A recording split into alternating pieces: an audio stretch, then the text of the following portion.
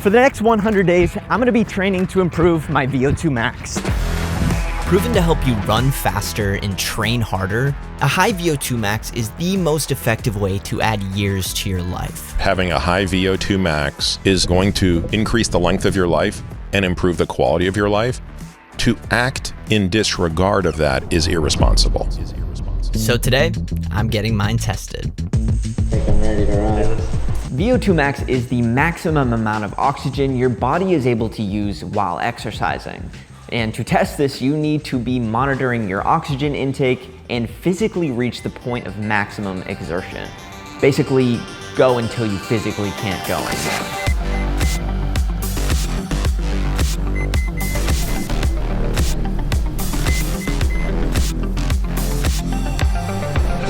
Keep pushing.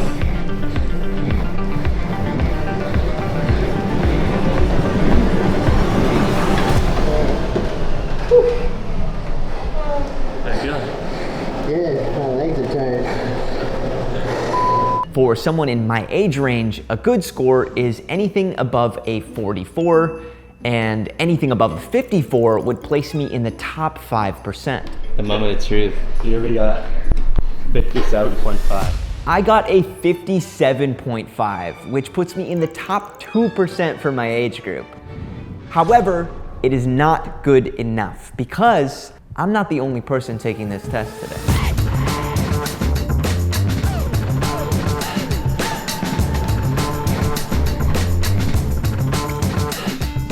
That was really hard. Yeah, I'm just gonna pull it up here. 63.4. My brother got a better score than I did. Hey man, 2%'s good. Just doesn't have that feel of the 1%, does it? Shut up. You just train really hard. Maybe you'll get to where I am.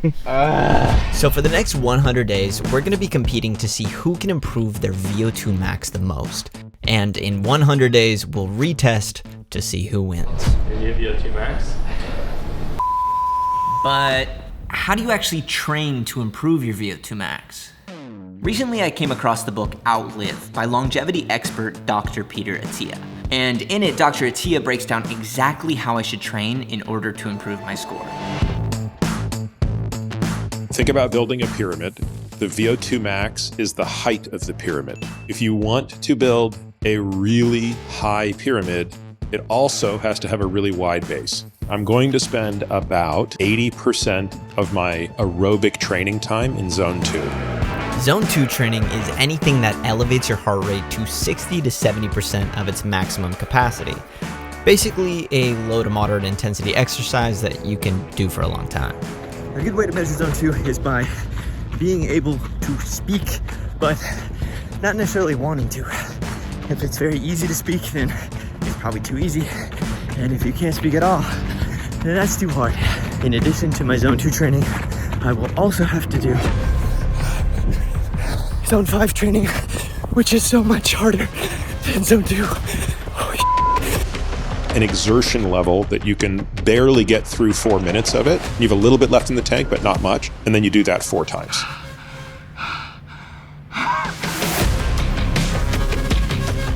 My goal is to get 3 sessions of Zone 2 each week, as well as 1 session of Zone 5. If I can manage to stick with this, I should make some serious progress. I'm gonna try and get the bulk of my Zone 2 training in through swimming for this goal. I love swimming, and it's one of the few exercises I feel like I can just go and go and go, and it doesn't have any impact on my joints or how I feel the rest of the day. So if I can do this 3 to 4 times a week, I don't think Cam has a chance of catching me.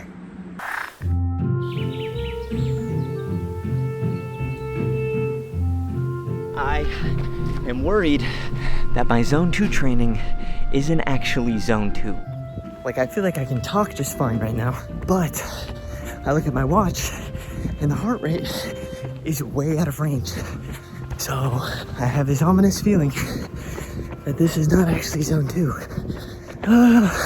While I'm struggling with my Zone 2 workouts, I should probably explain why I'm even doing this.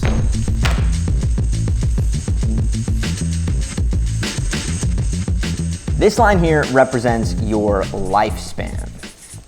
meaning the amount of time that you're alive. And this line represents your health span, meaning the length of time that you are in good health. This is your life without any intervention.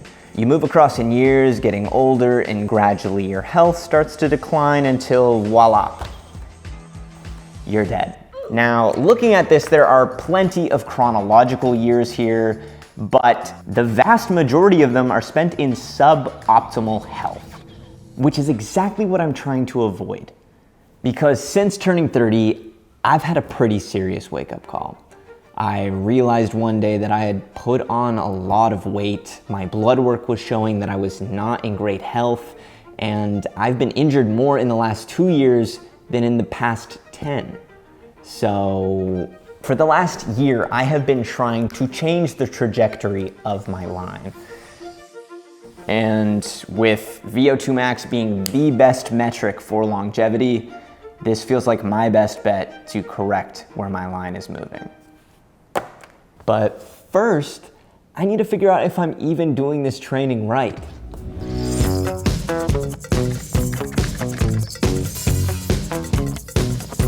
So today is a zone 5 day, and what I'm going to do is I'm going to take my Apple Watch's heart rate tracking and I'm going to be comparing it with this heart rate monitor to see if my Apple Watch has just been overestimating my heart rate or if I've actually just been botching my zone 2 workout so far. So I'm curious.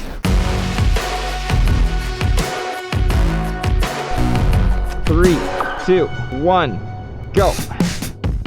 And while I'm doing that, now might be a good time to talk about the sponsor of this video, Element. When you are trying to push yourself hard with your training, proper hydration is key, and that's where Element comes in. All right. This one's 68. This one says 170. Yeah, they're actually really close. But if anything, the heart rate monitor is higher, which is not good. That's not what I wanted to hear. Element is an electrolyte mix that is designed to help your body stay hydrated and perform at its best without the added sugars, artificial colors, and other not so great additives that typically come with other sport and electrolyte drinks. 3, 2, 1, go. Element has become a daily habit for me. I will usually have the first half of a pack first thing in the morning when I wake up, and then I'll do the second half during my workouts. But does Element actually taste good? It tastes really good. With so many flavors to choose from, Element has quickly become my go-to drink for each of my workouts, with my favorites being the mango chili and the watermelon. If you want to give Element a try for yourself, click the custom link in our description to get 1 free sample pack with your first purchase, and on the odd chance that you don't like it, it is risk-free because Element will refund your money, no questions asked.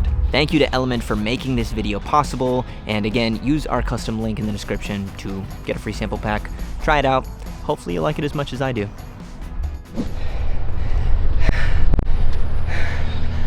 Holy shit. That was not fun. I am quickly realizing that I do not like sprinting. Oh gosh. So yeah, looking at this graph, it's definitely zone 5. Every time I looked at my watch, it was so close to what my heart rate monitor was saying, which means my zone 2 workouts have not actually been zone 2. So yeah, I have to figure out how I can fix that now, which is just great.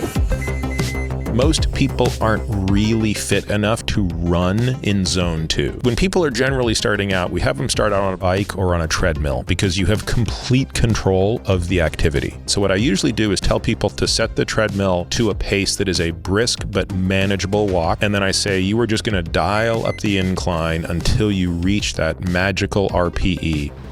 The top of my zone 2 is 142 beats per minute. So I am trying to stay just below that through tracking, and I've just got to stay here for the next 45 minutes. Now, what's the drawback of both of those things? Not the most interesting. And while my zone 2 workouts may be a bit boring, at least I now know that I'm doing them right. However, my zone 5 workouts had a different problem.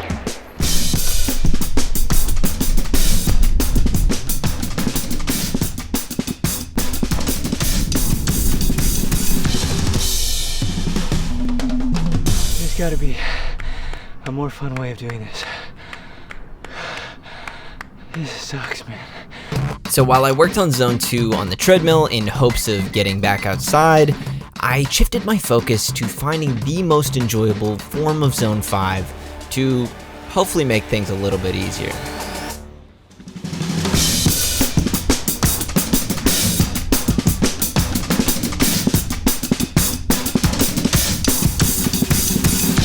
Holy smokes, bro. My thighs feel like they're about to combust. And unfortunately, I don't think running stairs was much better.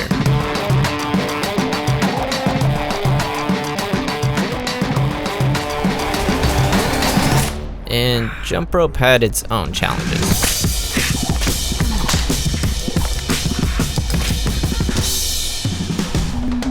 Jump rope actually might have been the worst one, which I didn't think was possible. However, my Zone 2 training was going great, and I even got to the point where my conditioning was good enough that I could go back outside and run. But I did still have to go really slow on the hills. But I was outside nonetheless. Trying a new form of Zone 5 training today by playing a little bit of basketball against this dude. Look at him prancing around. I'm about to cook this man. And rather than playing a half-court game, to make sure this is Zone 5, we're going to be playing one-on-one full court.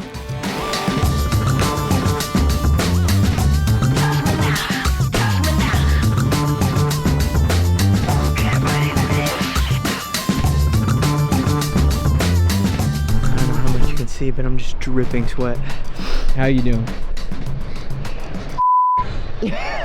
And as the game went on and we completed our Zone 5 circuits, things only got worse from there. Some of the ugliest basketball I've ever seen. However, the one thing I will take pride in is my conditioning. Getting up and down the court was no problem. Getting the ball in the hoop, different story.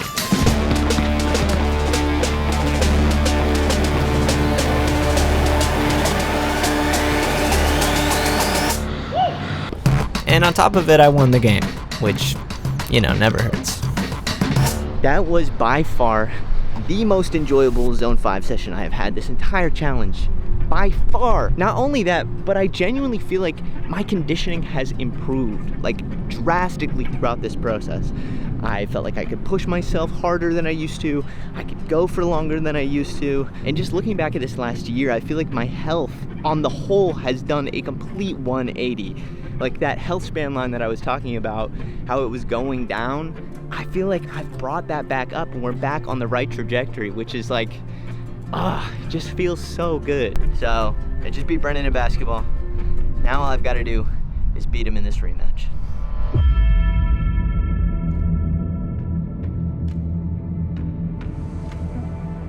Okay, first minute at 3.5 is flat.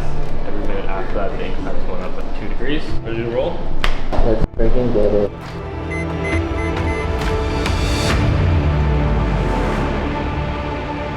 VO2 Max is the single greatest predictor of lifespan of any measurable number we have.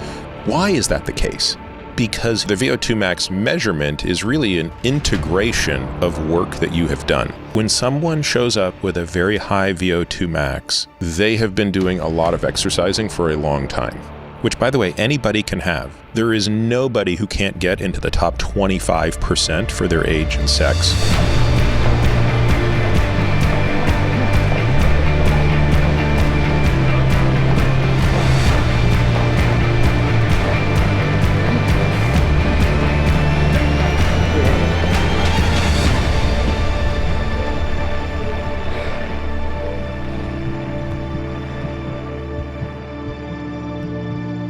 And after 100 days of training, it was time to find out our results.